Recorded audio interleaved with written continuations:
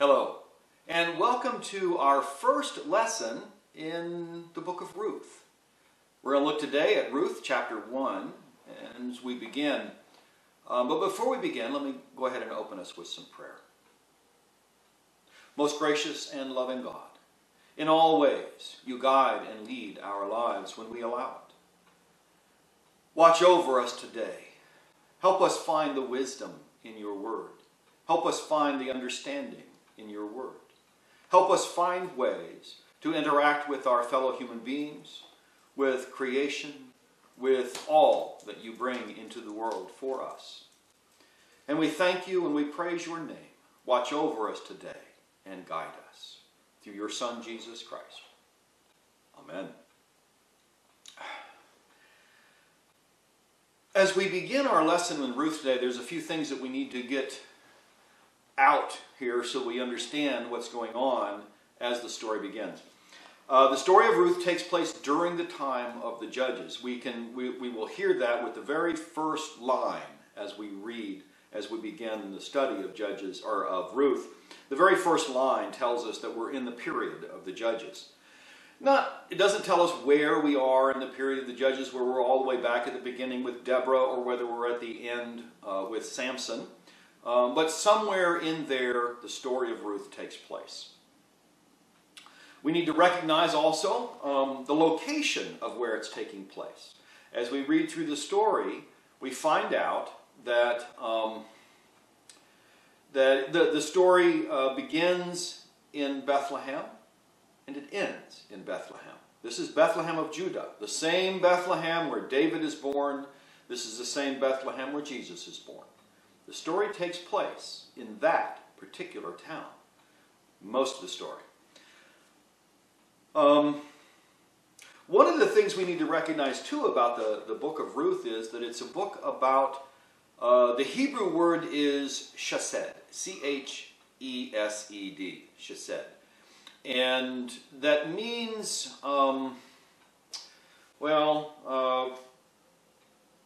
faithfulness. It's a loyalty or faithfulness based on a commitment to a cause or a person or a thing. Chesed mainly pertains to, it's mainly between a relationship between God and the human community, and also between members of a family and members of a community. So it's not only the overall picture, Chesed is not only the overall picture of faithfulness and loyalty and commitment, not only to God, but it's also between God and the human community. It's also between the human community and human community, how we interact with ourselves inside our community, and also family. Those are all things that are part of Chesed, this C-H-E-S-E-D, Chesed. I'm probably not pronouncing it right, but I'm going to leave it at that because that's the way I would pronounce it based on the spelling. As we move through the story, we see that Naomi shows concern and welfare for the widow's daughter, for her widowed daughters-in-law, Ruth and Naomi, or Ruth and Orpah. So there is this feeling of loyalty, we see this mostly in this story here between Ruth and Naomi. We also see this with Ruth, who she cleaves to or sticks to Naomi. As we move through the story, we'll also, as we encounter each character, we also will meet a man named Boaz. And he also acts with this chesed, this loyalty to family, this faithfulness arising from commitment, this loyalty to family, to community, to God. He shows this also when he accepts the double responsibility of the Levirate. We'll see that as we move into the story in the final chapter. One of the other themes that runs through the entire book of Ruth is also the idea of emptiness and fulfillment or fullness. as it plays out throughout the story. This is both on the agricultural level, because it begins in a famine and ends without a famine, and ends as the famine, well, you'll see. It begins in famine and ends in plenty. We also have this, that there's also the personal level of emptiness and fulfillment. And that's with Naomi's loss of her entire family, her husband and her 2 sons, and her then acquiring a new family through Ruth and Boaz as they move forward in their lives. And so we have the emptiness and then we have the fulfillment. The emptiness and a fullness appears throughout the entire story also. So these are kind of things that you want to keep in mind and watch for as we read through the story. The story of Ruth is a beautiful love story.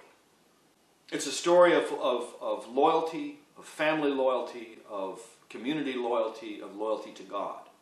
It is a story of faithfulness. It is a story of emptiness and fulfillment. The idea that emptiness is there and and you're fulfilled, that it's filled, that emptiness is filled. So these are the themes that we move through this. And these are beautiful themes that are part of this very romantic, it's a very romantic and very down-to-earth story. And in comparison to our Judges story, this is a nice respite. This is a nice release from all the tension that we had during the Judges stories. Here we have a point where we get to release that. We get to release that tension because the story here is presented to us in a way where God fulfills the need of everybody involved in the story. Well, let's begin. Beginning with Ruth, chapter 1, verse 1. In the days when the judges ruled, there was a famine in the land, and a certain man of Bethlehem in Judah went to live in the country of Moab, he and his wife and 2 sons.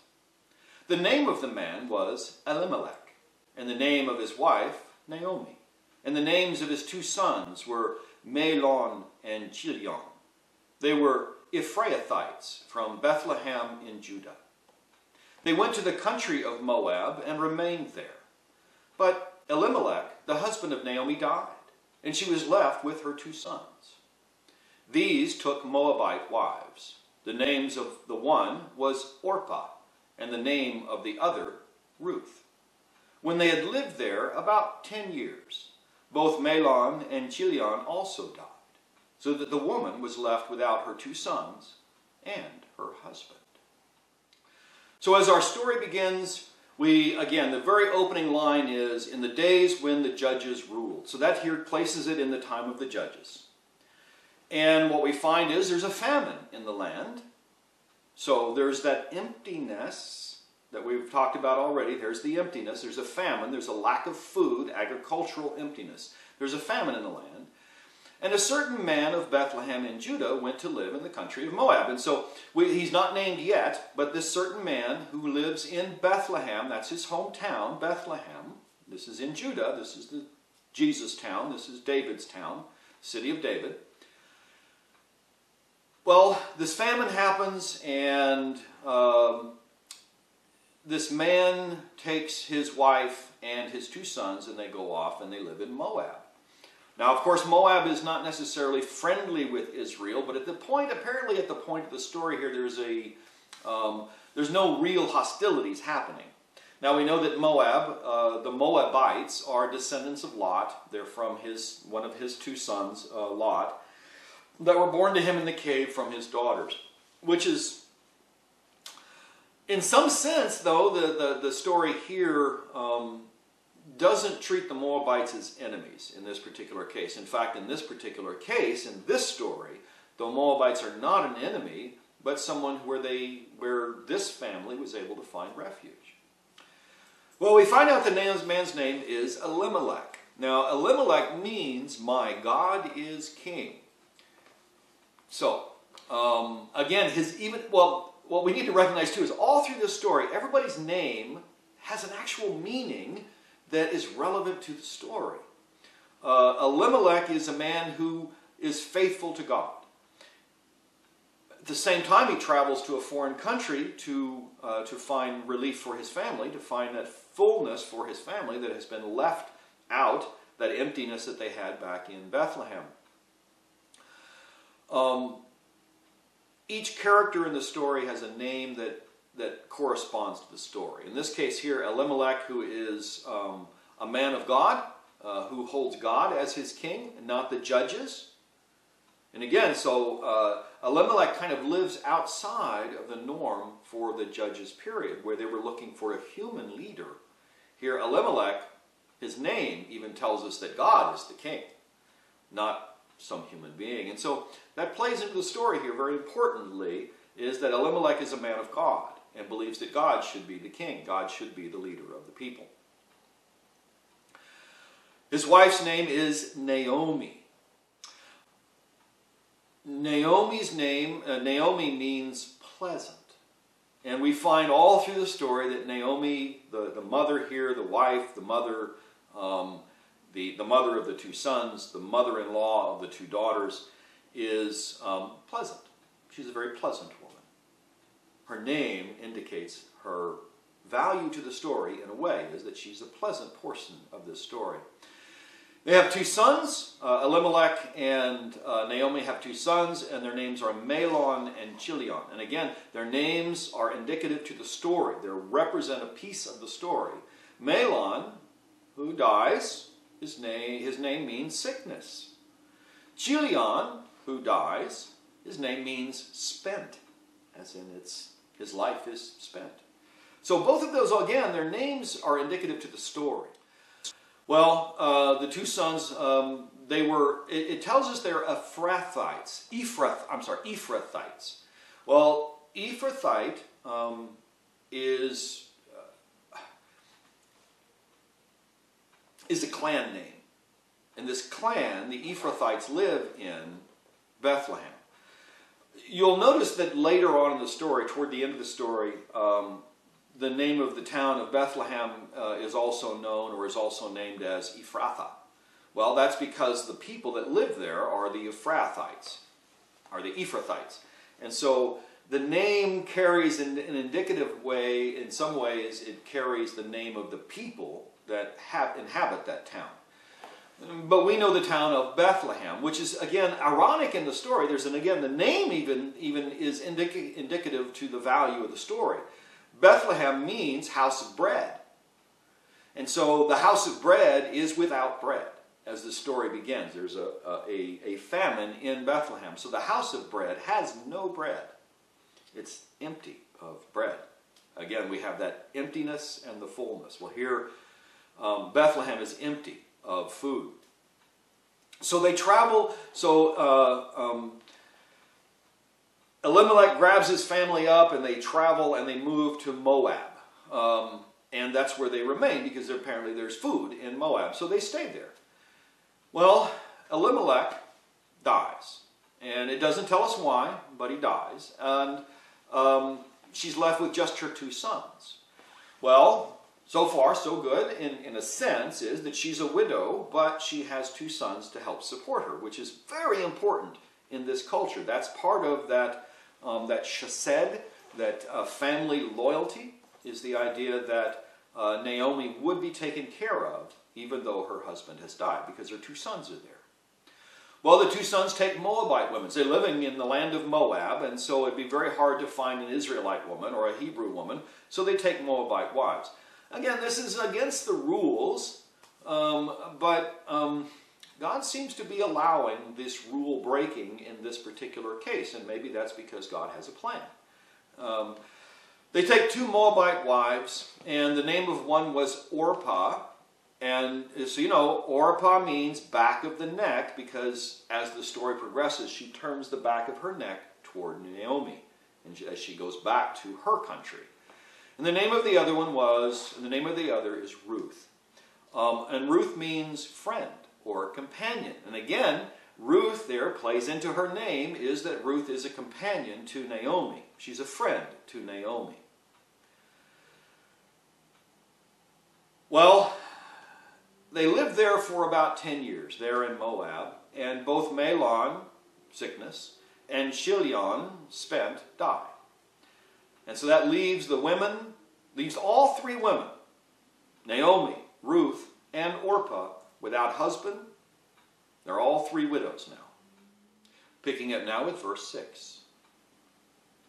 Then she started to return with her daughters-in-law from the country of Moab. For she had heard in the country of Moab that the Lord had considered his people and given them food. So she set out from the place where she had been living, she and her two daughters-in-law, and they went on their way to go back to the land of Judah. But Naomi said to her two daughters-in-law, "Go back, each of you, to your mother's house. May the Lord deal kindly with you as you have dealt with the dead and with me. The Lord grant that you may find security, each of you, in the house of your husband."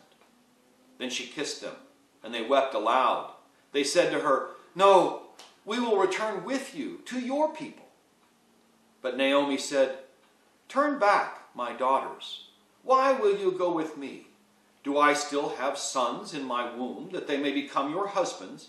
Turn back, my daughters. Go your way, for I am too old to have a husband. Even if I thought there was hope for me, even if I should have a husband tonight and bear sons, would you then wait until they were grown? Would you then refrain from marrying?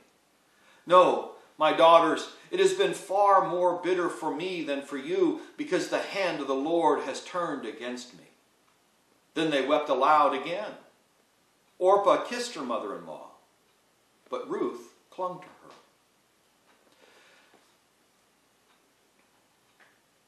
So Naomi, after her husband died and her two sons die, Naomi decides to return with her daughters-in-law. Well, actually, Naomi decides to return back to her hometown, or her home country of Judah. And the two daughters-in-law go with her. She starts going because she's heard that, that the famine is over, and that now that they can move on, they can go back to their homeland because the famine's over. So the two daughters-in-law, Ruth and Naomi and Orpah, all start heading back toward Judah. And as they're going along, Naomi stops somewhere along the way and encourages both of the daughters to go back to their mother's house, which is unusual. Normally it would be go back to your father's house, but in this case, because it is a mother-in-law asking her daughters-in-law to return back to their homeland and not come with her, she uses back to your mother's house instead. And pretty much says, that maybe that God should deal kindly with you, as you have dealt with me in the loss of my husband. You have been kind to me. You have shown that chesed to me, and I appreciate that. I thank you for that. But you need to go on back where you can find security and that you can find a new husband. She kissed them, and they all, a big group hug, and started loving on each other there. And they responded to her, said, "No, we're going to return with you and your people. We're going to stay with you." And again, they're showing that chesed, that loyalty to her as family. Naomi argues the second time with them and tells them to turn back. Why should you go with me? I will never be able to produce another son. And so if you come with me, I will not produce new sons for you to be able to marry. And even if I did, even if I were to produce a new son today, if some miracle were to happen and I were to drop a child today, would you be able to wait for the 16, 17, 18 years for that child to grow up, for that man to grow up, or for that child to grow up into a man so you can marry him? So it's best if you don't. Don't come with me. Go back to your homeland. It will be better for you there. This whole thing has been very bitter to me. And so I want you to go back. Because it seems like the hand of God has turned against me. And I don't want you all caught up in that. And they weep aloud. Orpah kissed her mother-in-law. Orpah kissed her. That's an indication that I'm going to leave. But Ruth clung to her. and again grabbed a hold of her, showed that chesed, that loyalty, that family loyalty. Verse 15. So she said, "See, your sister-in-law has gone back to her people and to her gods. Return after your sister-in-law." But Ruth said, "Do not press me to leave you or to turn back from following you. Where you go, I will go. Where you lodge, I will lodge. Your people shall be my people and your God my God. Where you die, I will die. There will I be buried. May the Lord do thus and so to me, and more as well, if even death parts me from you."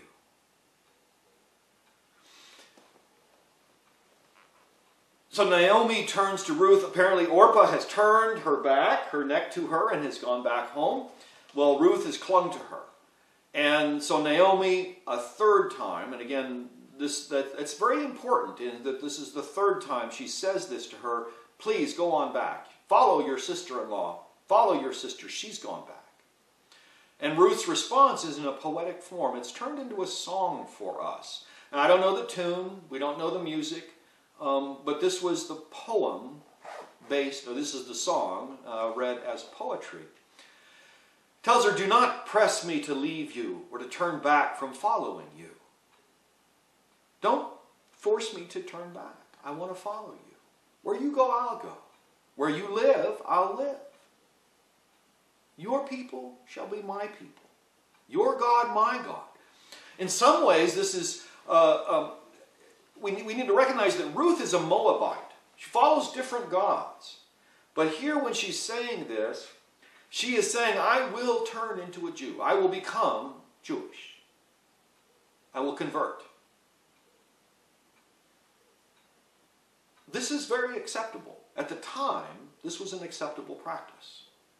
In fact, it's been an acceptable practice throughout all of Hebrew history is that people could join the Jewish church, the Jewish faith. It's difficult, it's challenging, and you're asked, and again, it's interesting is that in the tradition is you're asked 3 times. And each time, more forcefully, you're asked, do you want to do this? Turn back. Go back to your own God. 3 times they're asked, 3 times someone who's trying to join the Jewish faith is asked 3 times to turn back. And here we have this. And so in a lot of ways, Ruth is filling in that formula of acceptance into the Jewish faith by her 3 times encouraging them to turn back. And Orpah turned back after the second. But Ruth sticks with her. And she stays. And so she accepts the responsibility of what it means to become a Jew. What it means to follow that faith. And that she is willing to do whatever it takes to do that. To do exactly that. And so may God do thus and so to me. And more as well. And so that God will do these things for me. So that even death will have a difficult time separating us. Well, when Naomi saw that she was determined to go with her, she said no more to her. So she stopped arguing with Ruth and accepted her as her companion, as a daughter-in-law. In a lot of ways, maybe even as a daughter. Brought her in even closer to being a daughter to her instead of just a daughter-in-law. Picking up now with verse 19. So the 2 of them went on until they came to Bethlehem. When they came to Bethlehem, the whole town was stirred because of them. And the women said, "Is this Naomi?" She said to them, "Call me no longer Naomi. Call me Mara. For the Almighty has dealt bitterly with me. I went away full, but the Lord brought me back empty. Why call me Naomi, when the Lord has dealt harshly with me, and the Almighty has brought calamity upon me?" So Naomi returned together with Ruth, the Moabite, her daughter-in-law, who came back with her from the country of Moab. They came to Bethlehem at the beginning of the barley harvest. So they go on until they finally arrive at Bethlehem. Naomi and Ruth continue on their journey until they finally arrive at Bethlehem. Well, when they get back to Bethlehem, the entire town is excited because Naomi has returned. This is, someone who is... well, we have to look at this as that Naomi probably had a little wealth to her. She had land, as we will discover. She has land. She has some wealth to her. She's not a poor widow. She arrives back in the village, and is this Naomi? Oh, man, it is so good to see you. Remember what her name means. Her name means pleasant. And she says this, she says, no longer call me Naomi, no longer call me pleasant, instead call me Mara, which means bitter. Call me bitter, for the Almighty has dealt bitterly with me. I went away full, and I've come back empty. You see how the empty and the full, Naomi is now turning that over. She left here full. She had a full family. She had a husband. She had 2 sons. She had a full family. And she returns empty. No husband, no sons, only a daughter-in-law. So why call me pleasant? You should call me bitter, because the Lord has dealt harshly with me.